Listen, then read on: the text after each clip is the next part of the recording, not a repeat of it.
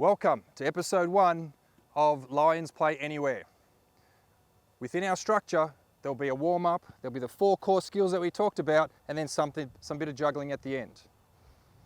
First thing to remember is our expectation is that for each of these components, you look to do them for 5 minutes. It's not about how many you do or how many times, but for 5 minutes as a minimum. You want to do them longer? Do them longer. You want to do them twice a day? Twice a day. More? Fantastic. The more you do, the better for your development. To start off with, here's a little bit of what we want you to do from one warm-up. And to do it, we've got Sammy. The warm-up's just about doing things with the ball. Enjoy the ball, have fun with the ball. You can see Sammy's doing a little bit of toe taps, a bit of side to side. All he's doing is moving the ball around, making sure he's keeping it nice and close to his feet and just mixing it up. The important thing here for everyone is to make sure you're using your left and your right foot. Be creative, have fun. First component we want to work on is first touch. So here's an example of what you can do in a small space to start to develop that first touch. As we can see, it's about controlling it with the foot, making sure that first touch sets you up for the pass back. And most importantly, here's an opportunity to work on your left and your right foot. And again, reiterate, it's about time, 5 minutes, continuing. What you can do, the next part is to start to move it from one foot to the other. So watch Jules as she touches it with the right, passes it with the left. And then the other way. Pass with the left, passes it back with the right. Component 1, first touch. Now for component 2, running with the ball. In this situation, all we've got, some simple cones set up, about a half a metre apart, and Sammy's going to show how we dribble through the cones. At the moment, what you can see, using both feet. When we're doing lots of touches, it's not about how quick you do it, it's about how well you do it. Then we can move just to right foot only. So everything's about the right foot, keeping it under control and keeping the pace.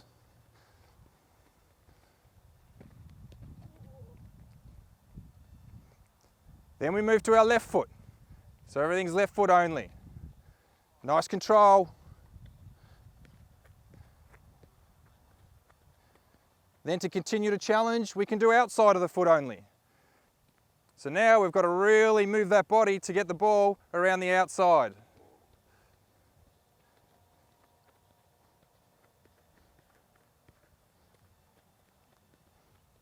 And the last thing with there is if you really want to challenge yourself and you think you're going well, a slight adjustment to the cones. So what we can do is if we just move every second cone, so we create a zigzag, next element, make it a little bit more difficult to get around those cones. Brilliant, Sammy. Running with the ball. Component 3, striking the ball. Right, so in this drill or activity, right, Jules is going to be striking the ball. You notice we've got 2 cones set up. So the cones act as a target because when we're striking the ball, it's about accuracy. And that's what we're trying to develop here. So here, we've got Jules looking to take her time, making sure every strike is going through that cone. Every strike going through the cone. Nice and firm, nice and crisp. Nice technique using the side of the foot. Now if we want to start to make it more difficult, what you can do is just start to close the cones in. Ooh, hey Jules, bit tougher now. And this is where the parent comes in. We've got Sammy feeding at the moment, but parents, that's when we need your help to make sure you engage your child. Great work. A further advancement is we want you to start striking the ball. Great on the inside of the feet, but we want to take it further to start using the laces. So let's have a look. When we're striking the ball with the laces, notice the technique. It's important we get that right so the ball travels in that straight direction, nice and sharp and crisp. So to do that, you can see Jules, as she puts her foot towards the ball, toe pointed down, so we're looking to strike with the laces into the middle of the ball. So when you make the connection, that's where the ball hits, so it can go nice and straight and firm as well. Nice.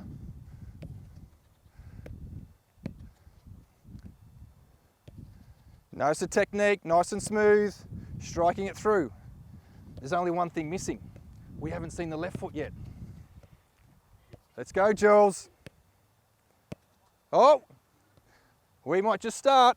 Widen them a bit. See how we go there. There it is. Now it's time for the fourth component, 1v1s. So in this drill, we're going to be looking at developing a 1v1 because what we know is if players can beat other players, it already sets them apart. The more you can work on your 1v1 skills, right, the better opportunity it creates because that could be the difference between scoring a goal and not being able to score a goal. So really work on these 1v1s. This one is about using the inside of the feet. All we've got set up, 3 cones. Right, Sammy's going to show us what we're looking to do when we're trying to beat someone in a 1v1.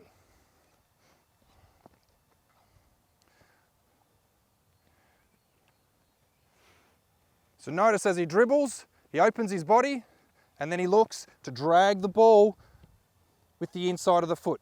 The idea of that is to try to make people think that you're going to pass it, but then you drag it the other way. So here he approaches, he opens the body and then drags it the other way, getting past the opponent. And that's our fourth and final core skill for this episode. Now at the end of every session, what we want you to do, just to bring things down a bit, is good old-fashioned bit of juggling. Because we know that also helps with your touch. So we don't expect you to be able to do like Sammy and Jules who can juggle until they just get tired. We don't expect that. So what it is, it's about developing the ability to juggle. So to do that, grab your ball. What we want to do is start off with, and everyone's going to be at different levels. So you decide at what level you're at, and then you make it work for you. So if we're going right down to the basics, simply have the ball in your hands, look to drop it on your foot, back to your hand. There's one. And that's all we're looking to do. That's how we start to dribble. That's how we start to juggle. Right, then, if you start to feel more comfortable, you can move from 1 to, can you do 1, 2, and then catch. But don't forget, always work on the left foot as well. 1, 1, 2. The more you do, each time you do this after every session, then you'll start to be able to juggle the ball. That's it for episode 1. Hope you got a lot out of it. Make sure you practice, do it as many times as you can. Remember, the more you do, the better you become.